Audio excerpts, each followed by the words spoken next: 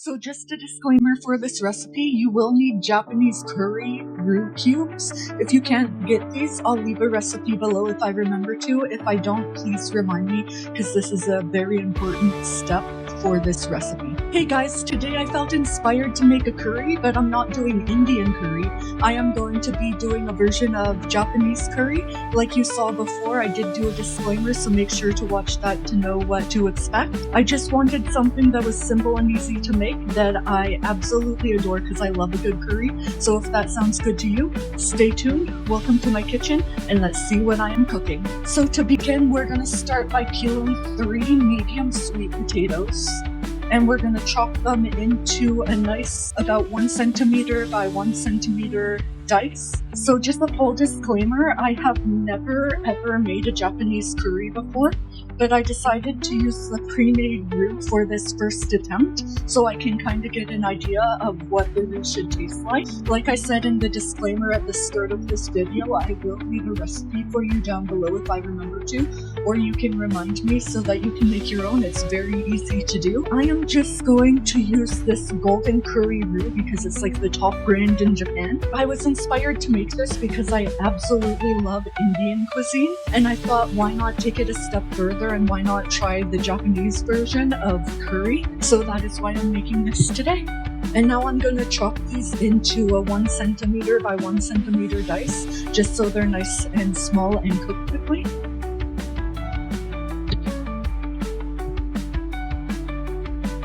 So I also have frozen mushrooms that I'm going to be using here. You can use any veg essentially for this. I decided to go with mushroom, sweet potato, and onion for this. You can also do like carrots. You can do celery, whatever you have on hand, it's perfectly fine. So I just froze those on the sheet pan because I was going to have a recipe that used them, but ended up not making that recipe. So I just froze them instead, which you can do with onion or with mushrooms. And I also recommend chopping up 1 medium onion into a very fine dice, about a 1 centimeter by 1 centimeter dice, just so that you're not getting really huge onions in this. And now let's begin cooking in just 1 second because I almost forgot about the next step. Sometimes my brain works and sometimes it doesn't, but we are now going to take some chicken.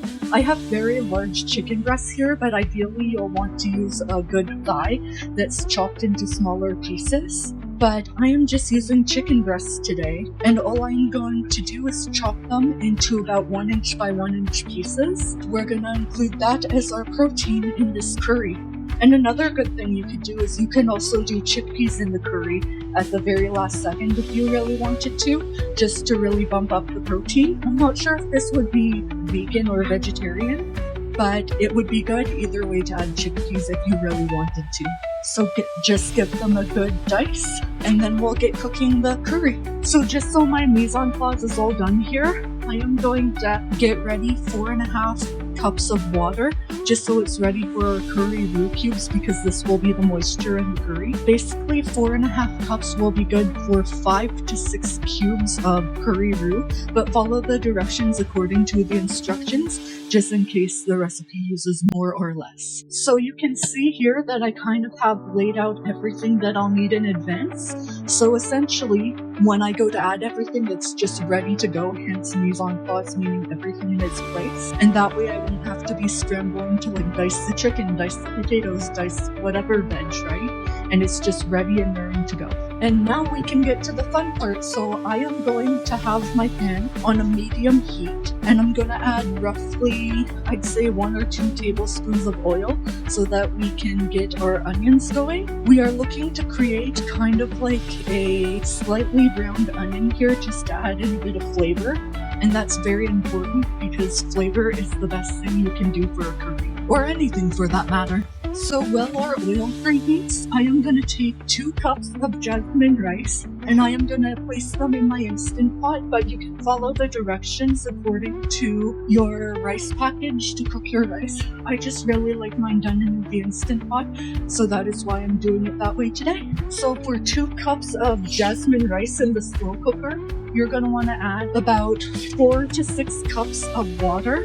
You do want a lot because some Instant Pot recipe says match it, but that's not the case. And I find that whenever I do like less water or an equal parts water to rice, I find that it just tends to burn my rice and then it's like a hassle to clean it up. So I actually use like 2 to 3 times more water compared to the rice. So for every 1 cup, it would be like 2 to 3 cups. And I also, with the rice in the Instant Pot, I just like to give it a quick stir so that the rice isn't sticking.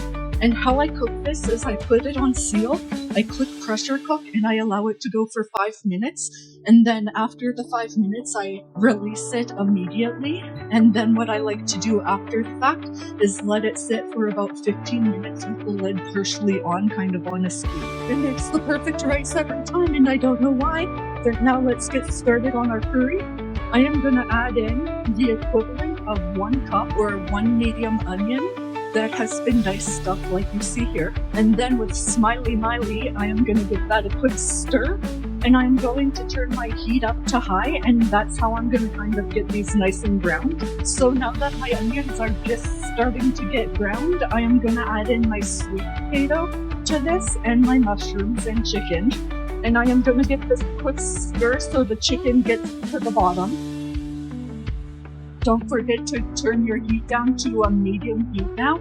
If you want to speed up the cooking process, just add a little bit of water in. I'm only adding a 1/4 cup here. And then I'm going to put a lid on to kind of steam the veg just so it gets going. The veg will release more moisture, so don't worry about adding a lot of liquid. And just have a nice refreshing drink while you wait, because man, it is a warm day today in my area.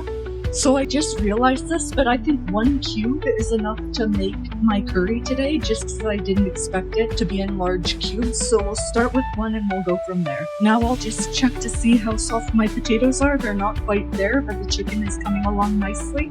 So I'm going to let this sit for a few more moments. You want to take the potatoes until they crumble apart, but they're not completely soft, because we will be boiling this in our curry roux a bit later. And now that my rice has vented, which I didn't get on video just because it would be too loud, I am just going to leave it slightly askew and let it sit for 15 minutes while I finish off this curry. And now what I am simply going to do, since my potatoes and everything are done cooking through, is I am going to add my water.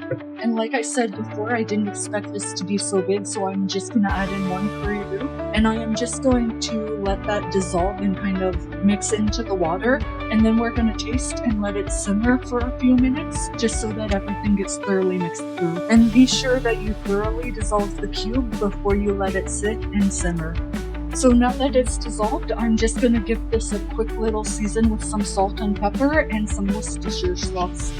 So I'm probably going to do 2 tablespoons or 1 tablespoon if you're not a huge fan of Worcestershire sauce. And I will just, for good measure, stir this every now and then, just so I can kind of get an idea on how everything's doing. And then I'll let it sit again after I submerge everything. Now I'm going to test this since it's been 2 minutes of simmering to see how the curry tastes. I will add more curry roux and simmer it another 2 minutes if I think it's not quite there yet or doesn't have enough roux in it. Actually, that's really good. And yes, I got curry on my shirt, of course, every time. And just a little fun fact about me, I really love curry so much so that I actually crave it, because it is just that good and that flavorful, and quite frankly, that perfect in my opinion, but I try not to have it too often, just cause, you know, have to keep everything in balance. But if there was another food group, it would in fact be curry in my opinion. Others might say pizza. And now let's remove it from the heat very carefully. Don't want any curry incidents after all. And now I've got my rice here, and I'm just gonna put some curry on that. I might actually get some parsley from my garden to kind of brighten this up too. And I'll just chop this with my handy dandy scissors that I use to pick the parsley, just so it gets a nice fine shred on it. This parsley smells so good because it's literally from my garden this year. And then I am just gonna give a nice little sprinkle over top everything, and then I will get a nice shot for you.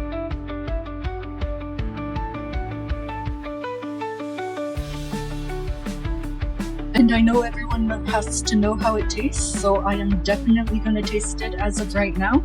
So let's get a bit of chicken and mushroom and potato.